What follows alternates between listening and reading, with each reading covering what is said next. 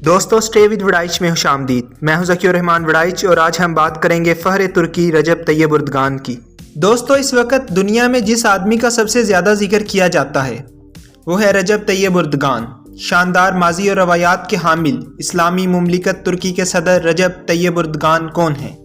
रजब तैयब उर्दगान के बारे में हम ये तो जानते हैं कि दुनिया में मुसलमानों के बारे में कहीं पर भी बात हो तो फौरी तौर पर एक आदमी मुतहरक नज़र आता है। वो प्रैक्टिकली मदद कर सके तो प्रैक्टिकली मदद करता है, वो बात कर सके तो बात ज़रूर करता है, वो अपना मौक़िफ़ ज़रूर मुसलमानों के साथ रखता है और अपना वोट हमेशा मुसलमानों के हक़ में इस्तेमाल करता है।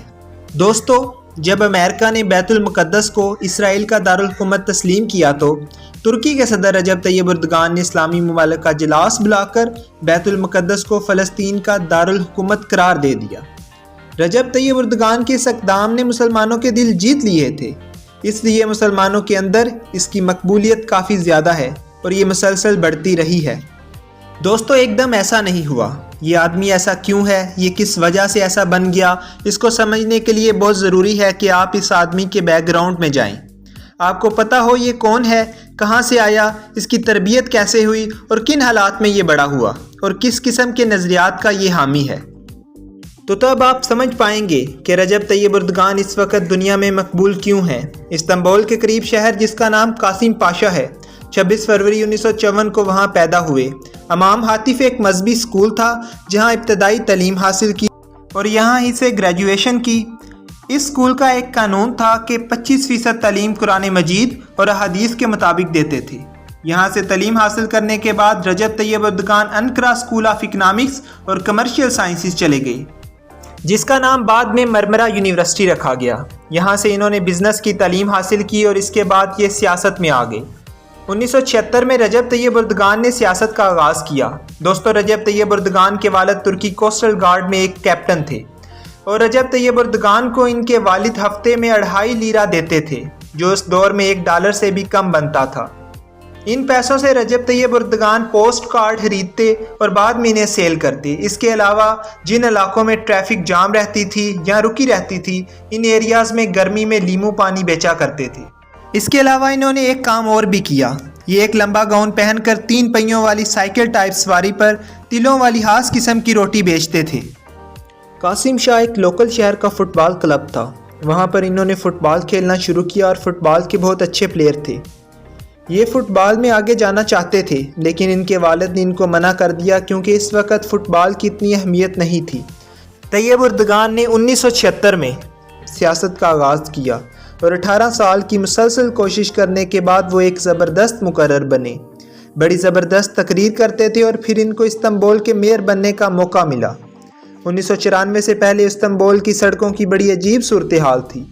ट्रैफिक जाम रहती थी, लॉ एंड ऑर्डर की सिचुएशन अच्छी नहीं थी, शहर पर बहुत कर्जा था और बहुत से मसाइल का शिकार था। 4 साल में तैयब उर्दगान ने शहर की किस्मत बदल कर रख दी और ये दुनिया के बेहतरीन शहरों में शामिल हो गया। तैयब उर्दगान की मेहनत और लगन ने लोगों का एतमाद जीत लिया। लोगों को लगा कि अगर एक शख्स एक शहर को ऐसा कर सकता है तो फिर पूरे मुल्क को कैसा कर सकता है। तुर्की में हालात ख़राब थे, करप्शन थी। तुर्की की शदीद ख्वाहिश थी कि वो किसी भी तरह यूरोपीय यूनियन का हिस्सा बन जाएं और इसके लिए वो किसी भी हद तक जाने के लिए तैयार थे। अपने माजी और इक़्तिदार को बुला चुके थे। रजब तैयब उर्दगान 3 मुख्तलिफ पार्टियों में शामिल रहे। 1981 से पहले तक वो नेशनल सिविलियन पार्टी में रहे। 1983 से 1998 तक वेलफेयर पार्टी का हिस्सा रहे और इसी पार्टी के ज़रिए वो मेयर बने। 1998 से 2001 तक वो तीसरी पार्टी का हिस्सा रहे और इसके बाद रजब तैयब उर्दगान ने अपनी पार्टी जस्टिस एंड डेवलपमेंट के नाम से बनाई। रजब तैयब उर्दगान एक नज़म पढ़ने पर गिरफ्तार भी हुए। इस नज़म को कंट्रोवर्शियल करार दिया गया और रजब तैयब उर्दगान को गिरफ्तार कर लिया गया। असल में गिरफ्तारी की वजह वो नज़म नहीं थी, बल्कि जहाँ भी रजब तैयब उर्दगान जाते थे लोगों को अपना मद्दाह कर लेते थे। इसकी मौजूदगी में तेज़ी से इस्लाम आगे बढ़ रहा था। ख़वातीन इनकी वाइफ को देखकर स्काफ करना शुरू हो गई थी और इस्लाम से मोहब्बत रखने वाले लोग इनसे जुड़ते चले जा रहे थे, इसलिए सेकुलर तुर्की में इनकी जगह नहीं बन रही थी।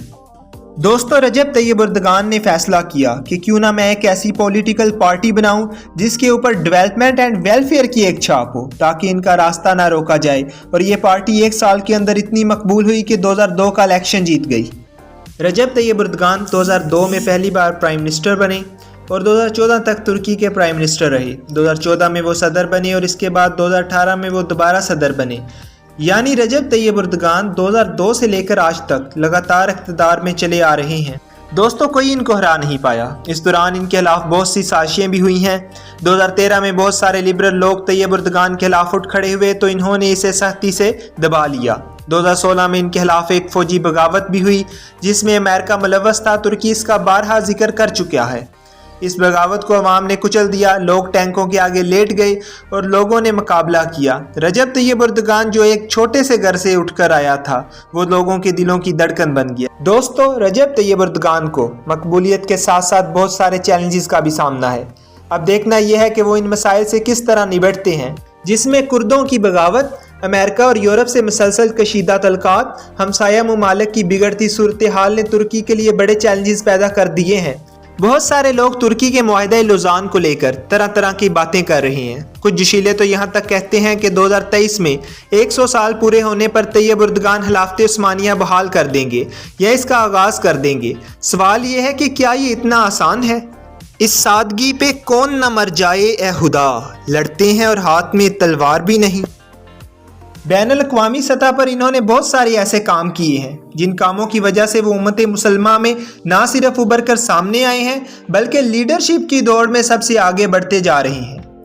इनकी मकबूलियत की एक बड़ी वजह आया सूफिया भी है। आया सूफिया जहाँ 86 साल बाद नमाज जुमा अदा की गई और इसके बाद रजब तैयब एर्दोगान ने अवाम के दिल जीत लिए। रजब तैयब एर्दोगान एक हर दिल अजीज़ लीडर के तौर पर मौजूद हैं। तुर्की में ना सिर्फ बल्कि पूरी उम्मत मुसलमान में इनको पसंद किया जाता है। दोस्तों, अब तक के लिए इतना ही। अगर अभी तक आपने हमारे चैनल को सब्सक्राइब नहीं किया तो इसे सब्सक्राइब करें और बेल आइकॉन का बटन ज़रूर दबाएं ताकि हर नई आने वाली इंफॉर्मेटिव वीडियो आपको मिल सके। अल्लाह हाफिज़।